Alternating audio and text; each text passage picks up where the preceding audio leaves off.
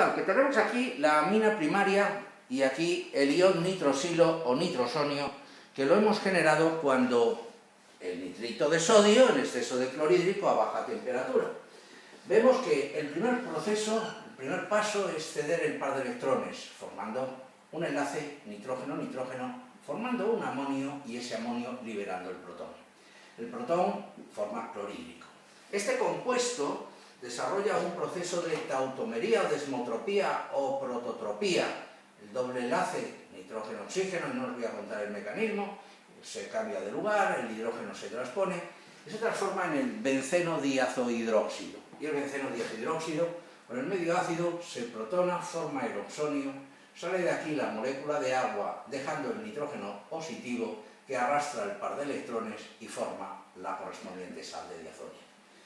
Mira, para entender los diazonios, para comprender su inestabilidad, no hace falta nada más que verlo en 3 dimensiones y darse cuenta que un carbono del benceno, en la nube aromática se mantiene aquí inalterable, un carbono del benceno en su orbital híbrido sp2 conecta a los nitrógenos que tienen hibridación de tipo sp y que en su hibridación sp dejaron una serie de orbitales p sin hibridar en los 2 ejes restantes del espacio y que desarrollan solapamientos laterales de tipo pi.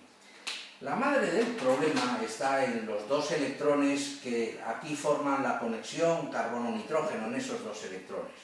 Porque esos 2 electrones, si se acercan hacia el nitrógeno, permitirán que se fugue una molécula de nitrógeno 2, que es un extraordinario saliente, y aquí me quede lo que se llama un catión benzónico. Hace un momentín hablaba de él, que era un orbital vacío ortogonal al sistema aromático que puede recibir el ataque del cloruro, del OH, del cianuro o de lo que sea.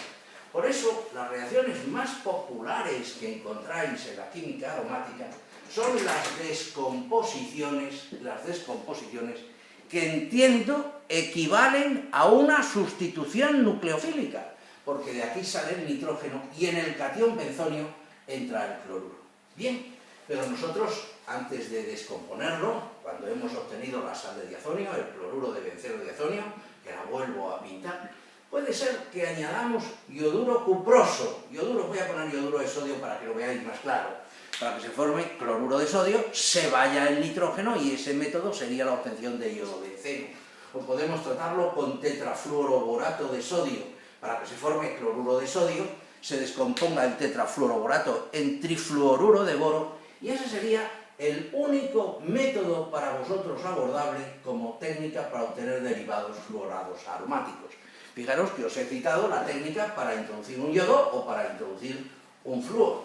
Les gusta mucho el tratamiento con cianuro cuproso, reacción de Sandmeyer, para que con la sal cuprosa pues se forme cloruro cuproso y entre un cianuro cuando se vaya el nitrógeno 2.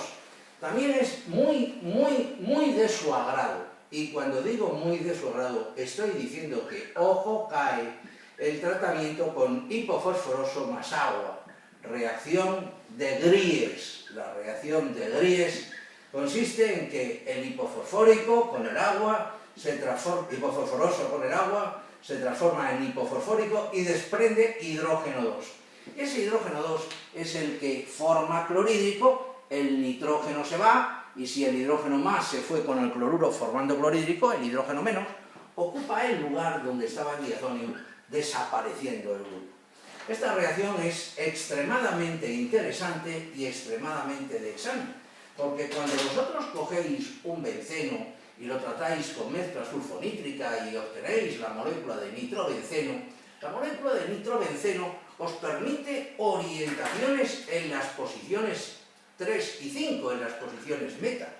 Cuando transformáis el nitrobenceno en anilina por procesos de reducción, vamos a conseguir las orientaciones en 2, 4 y 6, en posiciones orto y para. Es decir, al llegar a la anilina, nosotros podemos tener el anillo aromático, el anillo del benceno, sustituido en cualquier posición por los sustituyentes que os dé la gana. El transformar a la molécula de amina en compuesto de diazonio y hacer el tratamiento con hipofosforoso y agua, reacción de Gries, debéis entender que nos permite dejar al final un benceno en el que hemos aprovechado los efectos activantes y desactivantes para conseguir las orientaciones que os he contado, que os he dicho. Y esto es lo que yo entiendo fundamental de las reacciones de sustitución, pero no debemos olvidar tampoco que los compuestos de diazonio son electrófilos, malos electrófilos, pero son electrófilos. ¿Y con quién reaccionan los electrófilos? Pues con los nucleófilos. ¿Y qué molécula le encanta reaccionar con los electrófilos por sustitución electrofílica? Los anillos aromáticos. Bueno, si el diazonio, si la sal de diazonio es un mal electrófilo, podemos intentar incrementar su electrofilia poniendo agrupamientos electroatractores. Esos agrupamientos electroatractores mejorarán la electrofilia de la sal de diazonio. Por ejemplo, podemos poner un grupo nitro o podemos poner un grupo sulfo, que es una reacción muy espectacular si empleamos esta molécula. En la molécula contraria nos interesa poner agrupamientos electrondadores. Por ejemplo, un agrupamiento OH, un agrupamiento NH2 o un agrupamiento dimetilamina. Fijaros, esto es la obtención de los colorantes azoicos, la reacción de Gomberg-Bachmann, y nos encontramos con que es una sustitución electrofílica aromática, como era la bromación, la nitración, la sulfonación, la alquilación, la acilación. Es el mismo mecanismo de reacción, donde vosotros cedéis este par de electrones y formáis el intermedio de Wheeler. Si os apetece y tenéis tiempo, que será lo único que no tengáis en el examen, tiempo y ganas de hacer esto, contaríais los intermedios de Wheeler. Liberaríamos el protón y al liberar el protón recuperaríamos la aromaticidad. Si os habría formado un azobenceno, en este azobenceno en posición 4 tenéis el dimetilamino y en posición 4', le ponemos numeración prima porque está en el otro anillo, en la posición 4' tenéis el grupo sulfo. 4-dimetilamino, 4-sulfoazobenceno o naranja de metilo, un colorante azoico que entiendo que cualquier estudiante de farmacia se entera de qué es el primer día de clase. Bien, la química del diazonio la doy por vista, la doy por analizada y nos pasamos a otro punto que es los derivados halogenados, que ya hemos visto que los derivados halogenados los podemos obtener desde las moléculas de alcano por reacción de sustitución electrofílica, por reacción de sustitución radicálica. Y la molécula de derivado halogenado, ¿qué nos pueden preguntar? ¿Qué es lo posible para encontrarnos? Tratamiento con magnesio para formar organometálicos.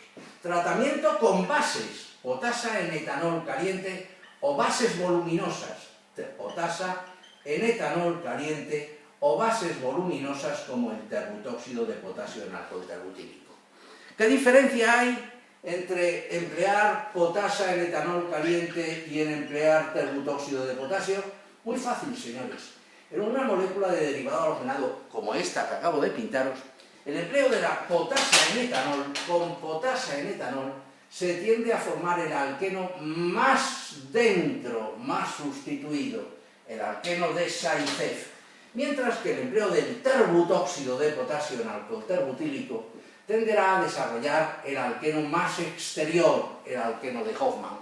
Exactamente igual que cuando dentro de un momento lleguemos a la química de los amonios cuaternarios. Ya saben que las bases de amonio cuaternario con hidrógenos en beta en alguna de sus cadenas desarrollan una E2 transcoplanar, que es otra E2, señores, otra E2, es exactamente la misma reacción. Lo único que en vez de emplear derivados halogenados, empleamos compuestos nitrogenados, que en vez de salir bromhídrico, sale amina terciaria, una molécula de agua y se forma una molécula de alqueno.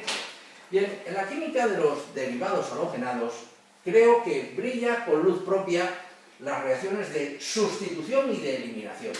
Las reacciones de sustitución y de eliminación no pierdan nunca de vista que son reacciones que se dan de forma competitiva y que la eliminación depende de la basicidad y que la sustitución depende de la nucleofilia. Si ustedes emplean un reactivo que tiene nucleofilia y basicidad, como por ejemplo es el OH, el desarrollo será la competencia. Si emplean reactivos donde la basicidad es lo predominante, potasio en etanol caliente, terbutóxido de potasio, entonces la eliminación es la reacción predominante. Pero imaginen que empleamos un reactivo que no tiene apenas basicidad, como es el dioduro de sodio en acetona anhidra, reacción de transhalogenación, reacción de Filkestein. Bueno, esa reacción, nosotros pensemos que el ion yoduro es la base conjugada del ácido iodídrico. El ácido iodídrico es un ácido muy fuerte, por tanto, su base conjugada es una base muy débil. Es un gran nucleófilo porque es el halogenuro ioduro, tiene mucho radioatómico, los electrones de la última capa están muy distantes, por tanto, se sujetan mal, otros tonan mejor. Nos encontramos que en esta reacción sería el proceso de sustitución. Imaginemos que hablemos solamente de sustitución. Bien, cuando ustedes hablan de sustitución, a su vez, hay dos posibilidades para hablar de la sustitución. La SN1, que va por mecanismos de carbocatión, y la SN2, que va por mecanismos concertados. Cuando vosotros habláis de un mecanismo concertado, de un mecanismo de tipo SN2, fijaros que para hacer una SN2, a vosotros os interesa que haya un nucleófilo extremadamente potente, OH, por ejemplo. Bueno, si en vez de OH le ponéis SH ya, miel sobre hojuelas, porque encima es menos básico. Bueno, hace falta que haya un buen acceso dorsal, por tanto, debe haber una sola cadena carbonada. Si empezáis a poner más cadenas carbonadas, estáis dificultando el acceso dorsal y, por tanto, la reacción se lo está replanteando de si hacer la SN1 o la SN2, si irse por el otro camino. A vosotros os interesa que el saliente no sea el mejor, prefiero que haya un cloro a que haya un bromo, porque necesito que el nucleófilo llegue antes de que se vaya el saliente. Si vosotros invertís las condiciones y decís, oye, yo voy a poner el mejor saliente y un nucleófilo tranquilo y un disolvente polar y subo la temperatura, pues a lo mejor el iodo, que es el mejor saliente, no es que sea el mejor saliente de todos, no, he dicho que es el mejor saliente de los halogenuros, pero si vosotros empleáis un saliente extraordinario y un nucleófilo tranquilo, pues lo más probable es que la molécula desarrolle la formación de un orbital vacío, un carbocatión, donde el nucleófilo tenga un 50% de expectativas de atacar por una cara o por otra, dando lugar a la formación de, como todos sabemos, una mezcla racémica.